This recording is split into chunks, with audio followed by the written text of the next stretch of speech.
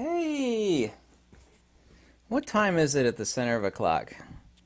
One of those clocks hanging on the wall with a minute hand and an hour hand on it. Imagine ripping the minute hand and hour hand off of a clock. What time is it right in the center? Yeah. Is it the case that if you, and there's actually a clock like this in Frankfort, Kentucky. You're not allowed to climb on it anymore. Kids used to climb on it. The further you went out on the minute hand, of course, the faster it went, right? You're standing on the same hand, yet you move in towards the axle. You know, you're not going to get nauseous and puke. You're not going so fast, yet you're still standing on the same hand. Why is it as you extend the radius, and of course the answer to this is blatantly simple, but not something anybody thinks about, that you actually traverse the radius out to the circumference? You're covering more distance, and yet you're more nauseous. You know, does it take any more time to actually go around the circumference of the clock than it does closer on the minute hand? Because you're still standing on the minute hand. No, the amount of time it takes is the same. Distance covered, however, is different. People don't think about circumference and radius and the center of a circle. In this case, I was talking about a clock. What about metaphysical progress? People are confused by metaphysical progress. Of course, I'm writing a booklet on retroduction. I've been radically busy these past month and a half. Actually, I'm always busy. It becomes blatantly obvious, just as I've said many countless times, there's no such thing as gold purification. Gold is extracted. Gold is gold is gold. Gold is always gold. So what's the opposite of dilution? Wouldn't that be concentration? Yeah. What about the movement from the center of the clock or the center of a circle out to the circumference? There's different types of progress. And when you say progress, people think, of course, becoming richer. They think of having a more joyful life, and really everybody wants that, and that's certainly not a bad thing. And however, the people that have all the money in the world, you know, live on fancy yachts, you never notice how miserable they are. I actually know a couple of them. It's like, well, I've never had a real vacation, for example. I would love to take a month off in the Bahamas, or have a real vacation somewhere. I like that. I may never get that in my life, but I certainly know the difference between materialistic progress and spiritual progress.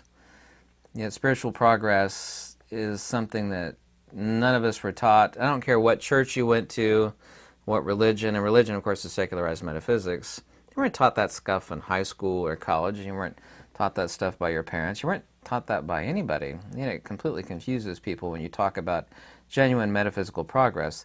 The longer the radius, of course, the greater the darkness between the radii, right? We think in terms of a clock. The further out we go on the radius towards the circumference, the greater the darkness in the area between the two.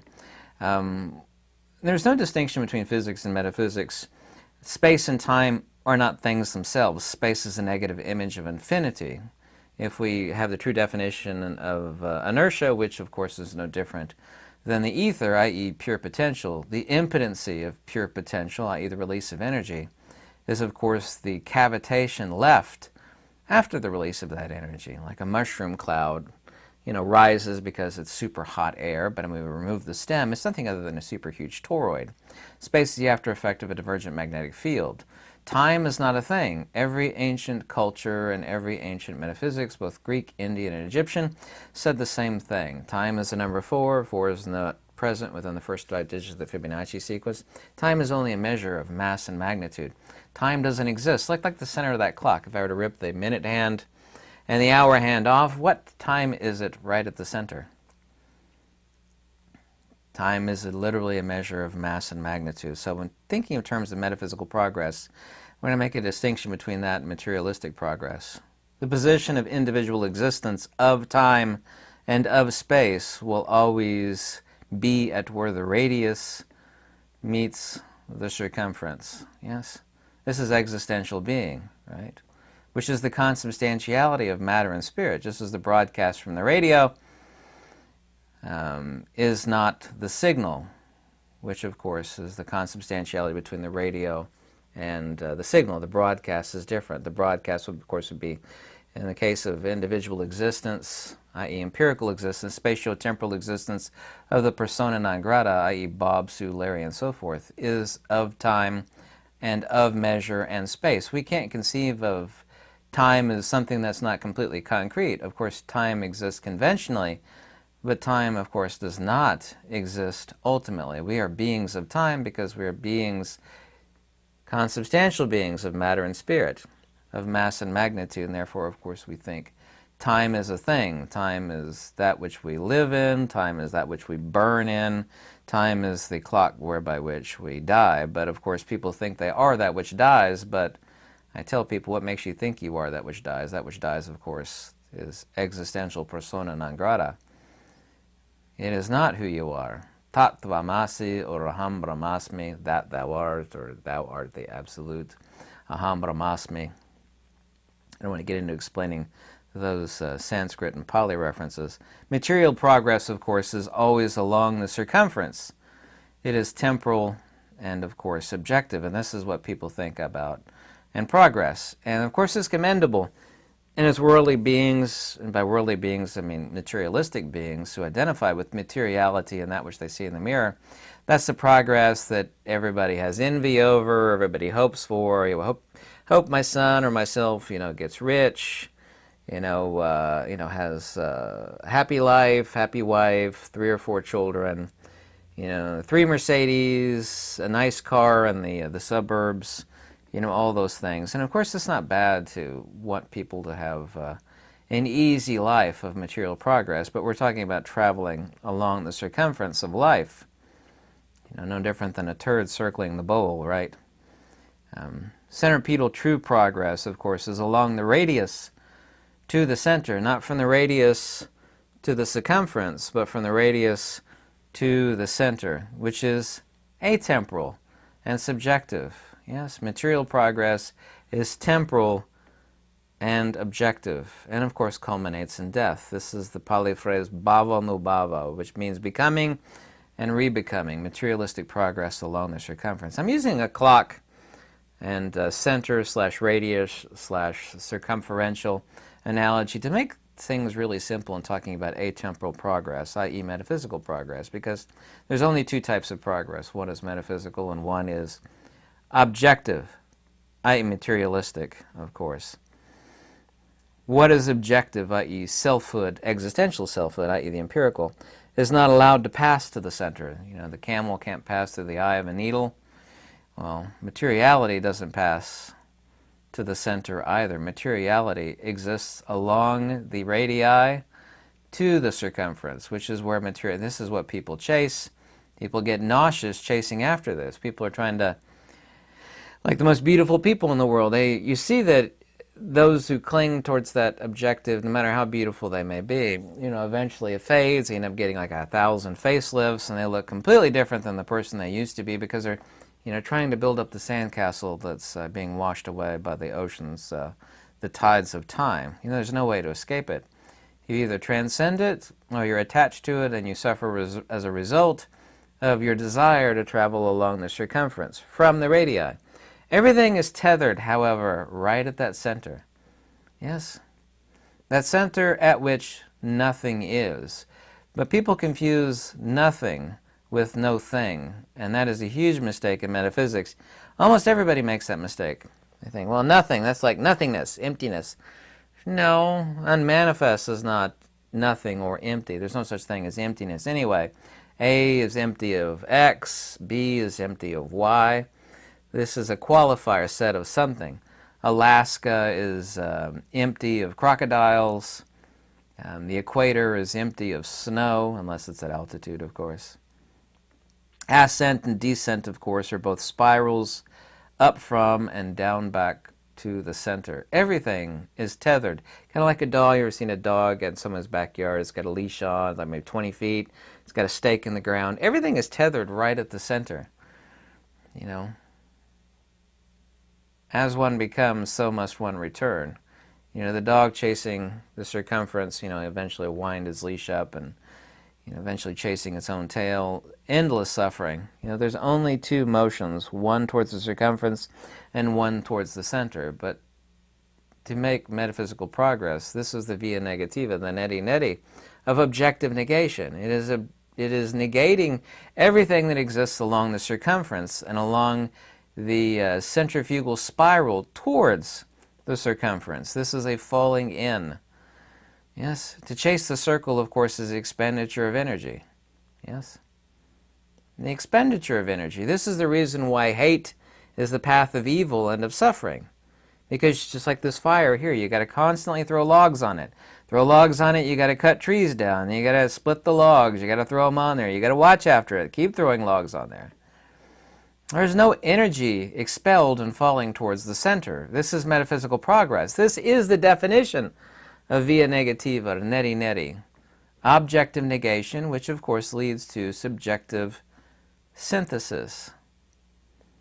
It's the opposite of the expenditure of energy, which is objective negation, hate, desire, all of these things which perpetuate the misery of existential existence. All spirit is tethered at the center. None can escape this. None can deny this, nor would anybody with wisdom be interested in denying it, because everything is tethered at the center.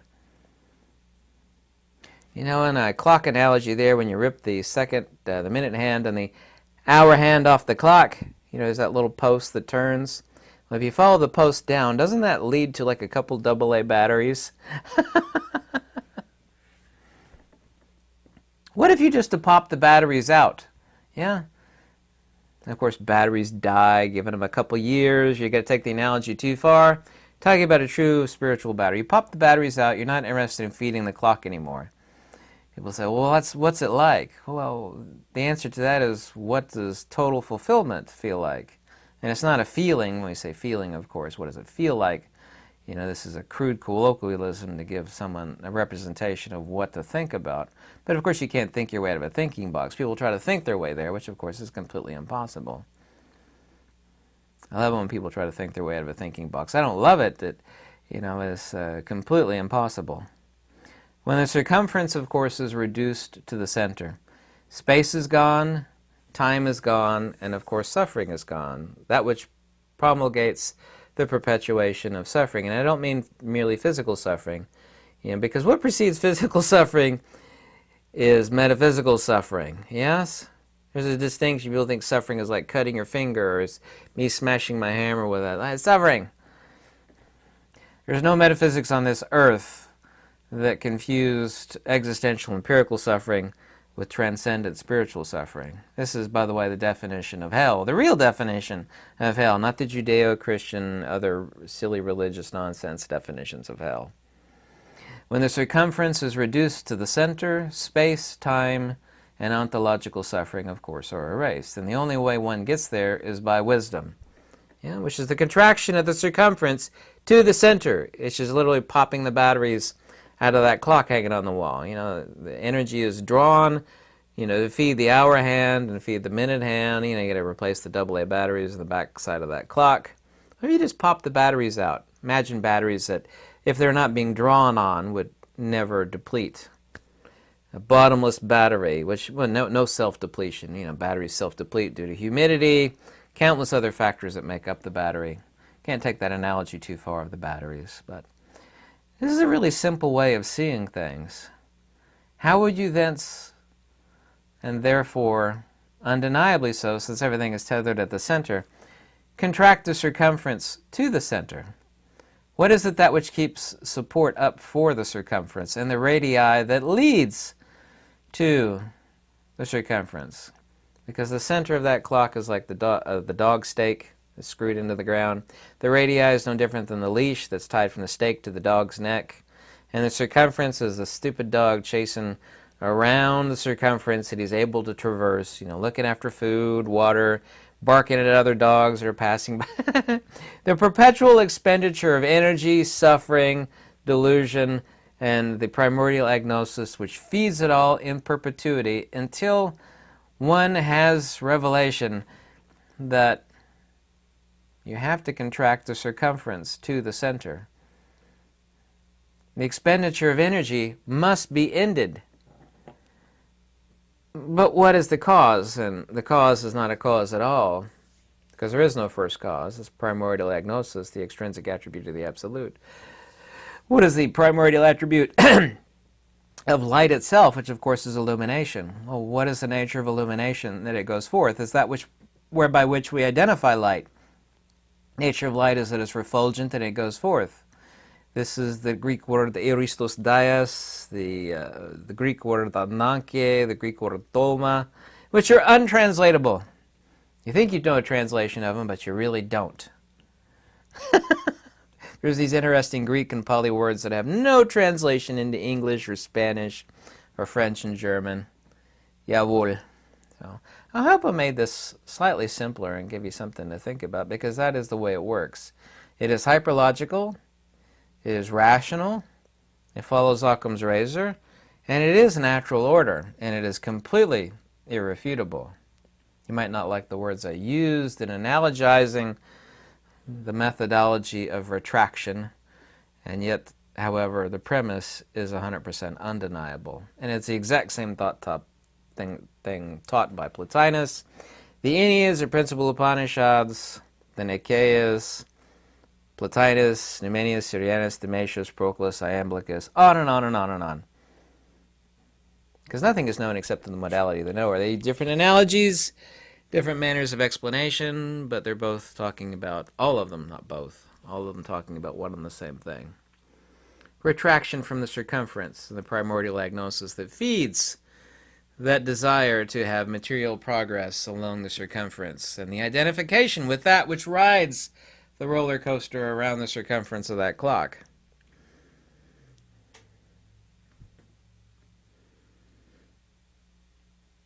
There's a, getting back to that clock thing, it's in Frankfurt. I don't think it's there anymore. It's a super huge clock, like the minute hand is like 50 feet long, and the hour hand is about half that length, and the whole thing that revolves around was a garden, and it was dangerous to let people out there because the minute hand would spin, quite a lot at the periphery.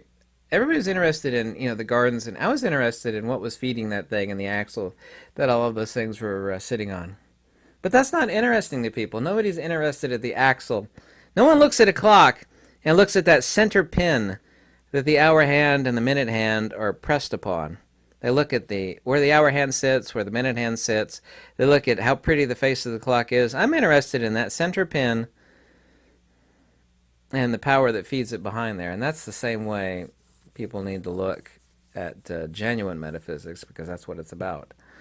It's not about the hour hand and the minute hand. One is about getting off of it and contracting that circumference. But anyway, I hope I made this simple and straightforward. Thank you so much for watching. If you want to contact me, my description email is in the my email's in the description below. Excuse me, I'll edit that out of this video.